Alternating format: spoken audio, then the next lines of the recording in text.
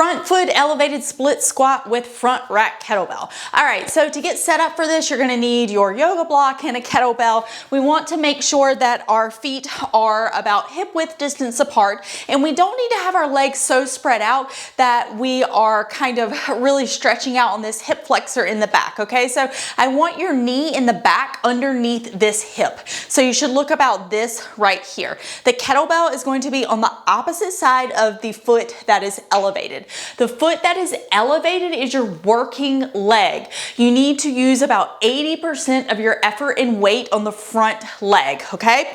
Now, as we are going up and down out of the split squat, we want to remember that this is a squat. So we're trying to come down and up versus hinging the hips back and forward. All right, so to get in position for this exercise, you are going to get your kettlebell in the front rack position.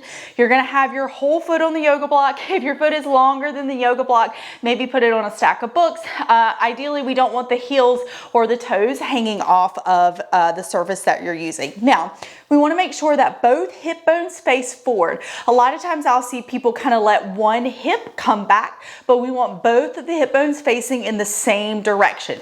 When you come down, make sure that it's okay to let that knee go forward of the ankle a little bit. We don't need the knee to go way forward of the toes. There's nothing wrong with your knees going over your toes. It's just not the goal of this exercise. So as you're coming down, it's okay for the knee to go forward of the ankle a little bit.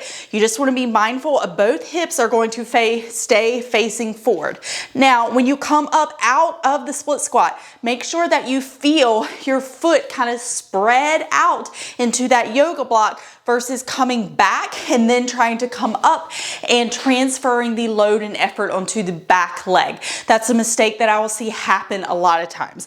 Another mistake that I'll often see is hinging in the split squat, okay? So this is a hinge, that's not a squat. We wanna make sure that we're going down and up. All right, that is your front foot elevated split squat with a front rack kettlebell.